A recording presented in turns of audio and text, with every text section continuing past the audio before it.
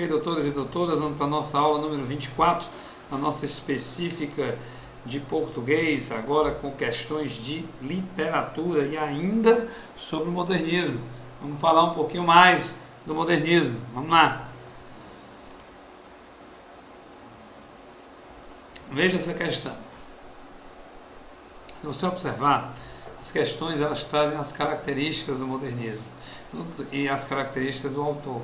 Você juntar isso aí, reler com atenção, ler várias vezes, facilmente você vai acertar as questões. Observe. O existencialismo ocupa-se fundamentalmente com o modo de ser do homem no mundo, a existência, entendida como a atualização ou a realização de nossas possibilidades intrínsecas. Por isso, a filosofia nada mais é que a tentativa de penetração e análise de nossa condição no mundo, entre outros e as coisas, que é o professor Fernando Teixeira. Dos trechos abaixo, extraídos da obra de Clarice Lispector, assinale aquele que não ilustra claramente essa afirmação, ou seja, que não ilustra claramente o existencialismo, tá certo? A atualização, a realização de nossas possibilidades mais interiores, aquelas que estão lá dentro. Isso é que se ocupa, é disso que se ocupa o existencialismo. Então, nós vamos ver aqui a opção em que isso não é ilustrado, onde não há existencialismo. Vamos lá. Perdi alguma coisa que me era essencial. A palavra essencial já denuncia isso aí. Que já não me é mais. Não me é necessária, assim como se eu tivesse perdido uma terceira perna, que até então me impossibilitava de andar, mas que fazia de mim um tripé estável. Veja, existencialismo puro, né? Quando se fala problemas existenciais, são problemas interiores. Vejam que aí na letra A, Cecília, em A Paixão Segundo, ela está mostrando o sentimento interior que vem de dentro, que ela perdeu algo que era necessário, que era essencial, mas não é mais. Veja, algo de dentro, algo interior. Isso é verdadeiro, mas a questão, aqui no caso, pede onde não ilustra. Eu estava agora tão maior que não me via mais. Só aqui você já tem existencialismo aí. Tão grande como uma paisagem ao longe. Como poderei dizer, se não timidamente, a vida se me é, e eu não entendo o que diga. Então, adoro. De novo, o sentimento mais profundo, o sentimento que vem de dentro, que é externado de forma mais, não vou nem dizer de forma realista, mas de forma mais é uma filosofia. Pronto, eu encontrei a palavra certa. Então, de modo mais filosófico, é um sentimento externado de maneira mais filosófica. Por isso que o item B também está correto. Próximo. Estou tentando me entender, tentando dar a alguém o que vivi, não sei a quem, mas não quero ficar com o que vivi. Outro problema existencial, mais uma vez mostrando o interior, mostrando uma análise interior. A autora mostra isso, o seu interior, o seu eu, a sua existência. Isto é que é o existencialismo. Eu queria escrever um livro, mas onde estão as palavras? Esgotaram seus significados. Como surdos e mudos, comunicamos-nos com as mãos. Veja, aqui não há o interior. O que há é a falta de condições exterior, para escrever, para produzir algo. Veja que ela usa, nesse aspecto aí, o futuro do pretérito. O futuro do pretérito está sendo usado exatamente para mostrar essa relação. Então, o item D está verdadeiro. E por que o item D está verdadeiro? Porque é a opção que ele quer. Na verdade, não tem aí existencialismo. Se não tem existencialismo, é o que meu amigo quer. Ele diz: trechos extraídos da obra de Clarice Lispector, assinala aquele que não ilustra claramente essa afirmação. Com isso, você está vendo que Clarice Lispector era principalmente existencialista e a filosofia, tá certo? Através da filosofia, ela tentava essa penetração. Cada coisa tem um instante em que ela é. Quero apossar-me do da coisa. Esses instantes que decorrem no ar que respiro, em fogos de artifícios, eles espocam mundos no espaço. De novo, aqui de Água Viva, mostrando uma realidade existencial da autora. Então, nós podemos concluir aqui a característica, uma das características da escritora Clarice Lispector. Vamos para a próxima. Os 5 poemas de abertura iniciais de Vaga Música de Cecília Meirelles contêm palavras pertencentes ao mesmo campo semântico, constituindo-se em metáfora recorrente da poética siciliana. Indique-a. Na verdade, isto vai estar na metáfora da água. Então, se tiver uma pergunta na sua prova sobre Cecília Meirelles e sobre os poemas de abertura de Vaga Música, a comparação que é feita é a comparação da metáfora da água, a comparação da água, o campo semântico aí é a água, opção correta, letra B. Vamos para mais uma. Cecília Meirelles, poeta da segunda fase do modernismo brasileiro, faz a chamada poesia de 30, faz parte da chamada poesia de 30. Então, veja bem, ela compõe a segunda fase do modernismo e faz parte da poesia de 30. Vão anotando esses detalhes. Sobre esta autora e seu estilo, é correto afirmar que ela... Então, veja bem, aqui nós vamos ter uma questão que vai lhe dar um conceito mais amplo sobre Cecília Meirelles. Claro que em seguida eu vou ver o pré-modernismo e depois vou resolver questões do pré-modernismo, depois eu vou ver o simbolismo e o parnasianismo e resolver questões, depois vou ver questões, vou ver o romantismo e resolver questões, depois eu volto revivendo tudo isso, vou até o barroco, de trás para frente e depois sigo na ordem inversa até chegar no modernismo de novo. Quero dar uma passagem de forma decrescente e uma passagem crescente na literatura brasileira. Então veja só, seguiu, vamos ver a respeito de Cecília Meirelles. Seguiu rigidamente o modernismo brasileiro, produzindo uma poesia de consciência histórica. O que ocorre é o seguinte: a Cecília Meirelles, ela não seguiu rigidamente o modernismo brasileiro. Então, o que já torna esse item aí errado é isso.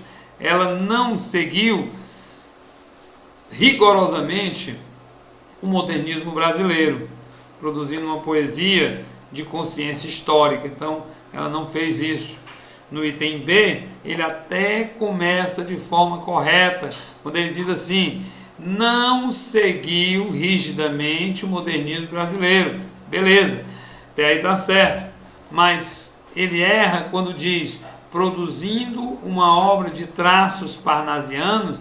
Não houve traço parnasianista, nem simbolista poesia de Cecília Meirelles. Não houve traço parnasianista, nem traço simbolista na poesia de Cecília Meirelles. Então, o erro agora é o segundo momento, que diz que ela não seguiu rigidamente o modernismo, mas produziu uma obra com traço parnasiano. Está errado.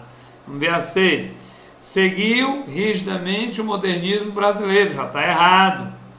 Produzindo uma poesia panfletária e musical. Não, foi um pouco mais além da poesia panfletária e musical. Já estaria errado aqui. Já estaria errado aqui. Então, o item A, o item B e o item C, a respeito da obra de Cecília Meirelles, já estão errados. Vamos para o item D. Não seguiu rigidamente nenhuma corrente do modernismo brasileiro. Perfeito isso aqui. Não seguiu, Cecília Meirelles não seguiu rigidamente nenhuma corrente do modernismo brasileiro, produzindo uma poesia lírica, mística e musical. Letra D está perfeita. Produzindo uma poesia. Vem aqui. Produzindo uma poesia lírica, mística e musical. Essa é a opção correta, sem nenhuma dúvida. Vamos ver a outra. Não seguiu rigidamente nenhuma corrente do modernismo brasileiro, até aí tudo bem. Produzindo uma poesia histórica, não. Histórica, não. Engajada, não. Somente musical. Por isso que a opção correta é a letra D, de Deus. Vamos passar à frente e agora vamos falar dos autores e das obras do pré-modernismo. O pré-modernismo, ele traz como principal característica, a marca dele, é porque ele é a transição. Aqui você tem simbolismo.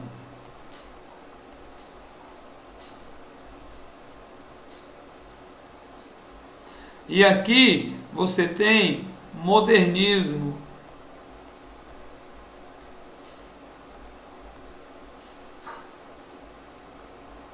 O pré-modernismo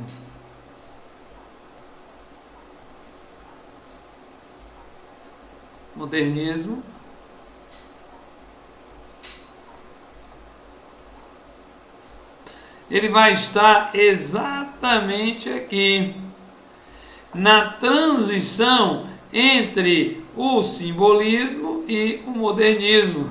Aqui está o pré-modernismo, para melhor ilustrar para você. Então você tem simbolismo, ó, modernismo, ó, e a transição, que é exatamente o pré-modernismo. Essa transição, registre-se que nesse período de transição, ainda estão ativos autores parnasianos. Quando eu escrevo que ainda estão ativos, é porque ainda estão escrevendo. Autores parnasianos como Olavo Bilac, Raimundo Correia, Francisca Júlia da Silva. Veja, Olavo Bilac, Raimundo Correia, que estão entre os principais escritores parnasianos. E neoparnasianos, os novos parnasianos, como Martins Fontes e Goulart de Andrade. Além de simbolistas como Emiliano Perneta e Pereira da Silva, convivem com escritores pré-modernistas. Por isso, essa transição, por isso que é chamada de transição, porque você tinha vivendo o mesmo momento histórico, parnasianos, neoparnasianos e simbolistas. Veja, além do pré-modernista. Então, olha só a misturada que foi esse momento de transição. Você tinha parnasiano, neoparnasiano, simbolista e pré-modernista. Tudo isso vivendo.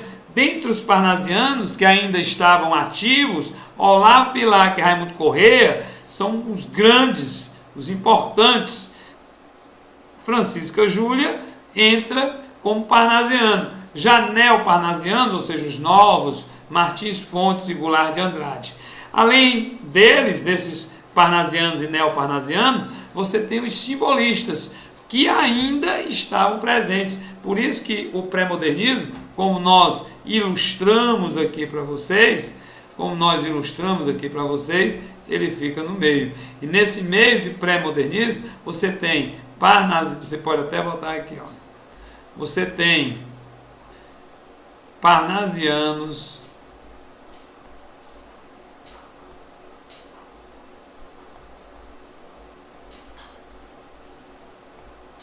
simbolistas,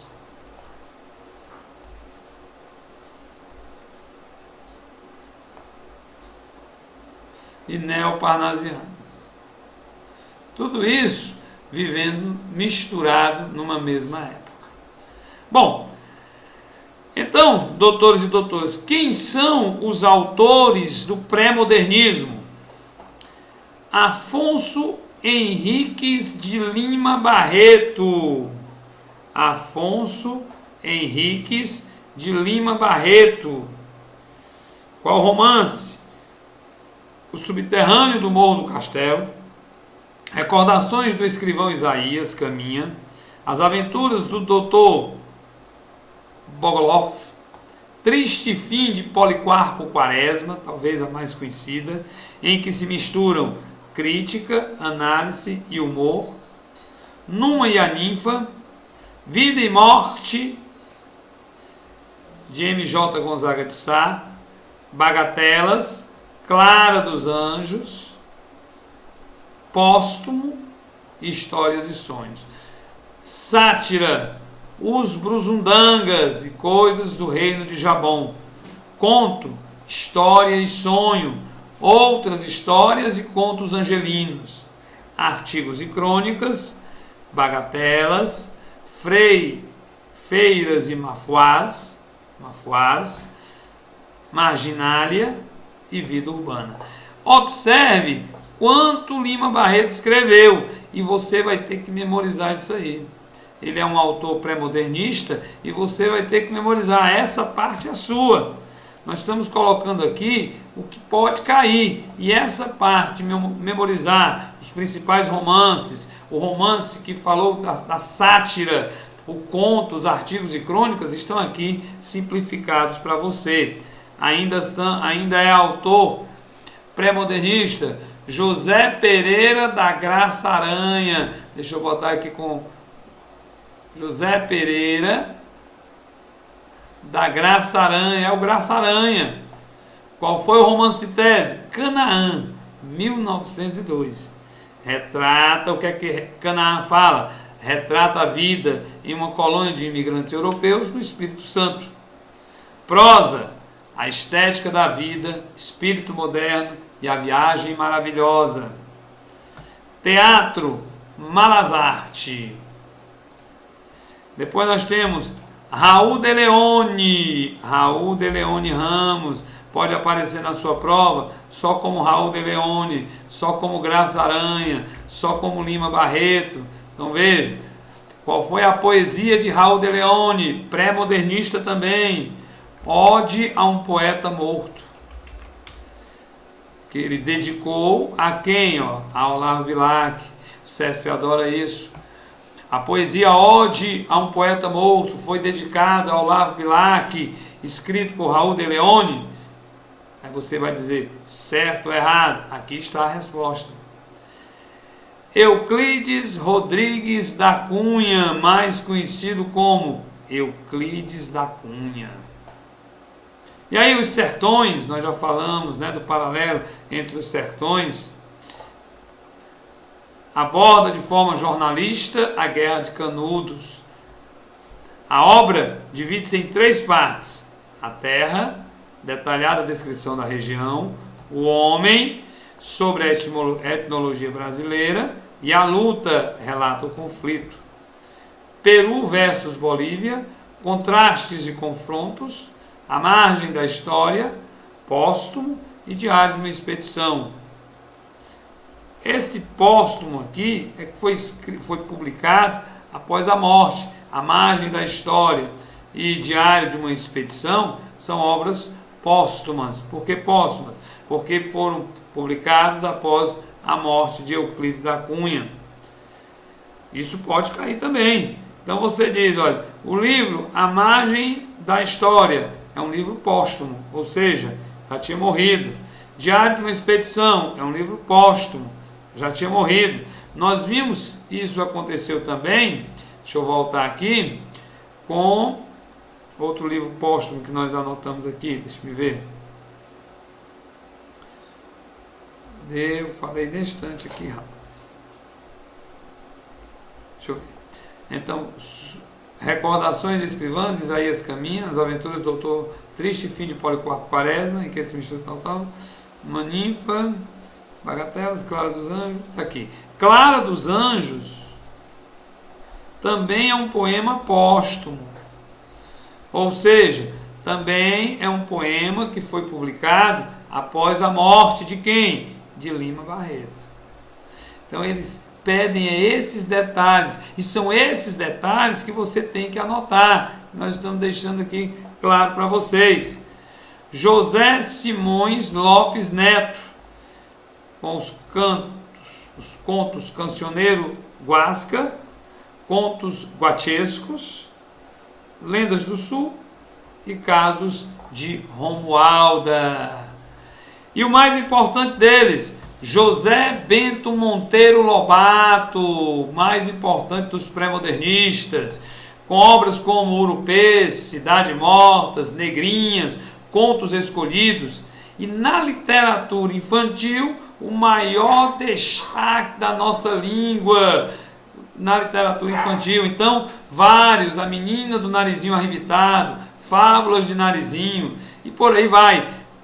Na prosa, Ideias de Jeca Tatu, abarca artigos e crônicas e críticas, ok? Então, se vocês observarem, por que nós deixamos, só voltar aqui, deixamos o Monteiro Lobato para o final? Porque o Monteiro Lobato é o mais célebre, embora Lima Barreto, Euclides da Cunha também tenham um papel muito forte dentro do pré-modernismo, mas Monteiro Lobato se destacou não só na literatura, com os contos, mas também na literatura infantil, e é sem dúvida o maior representante da literatura infantil do nosso país. Ok? Eu vou ficando por aqui. Daqui a pouco eu volto para falar sobre simbolismo e parnasianismo com vocês. Tchau, tchau, pessoal.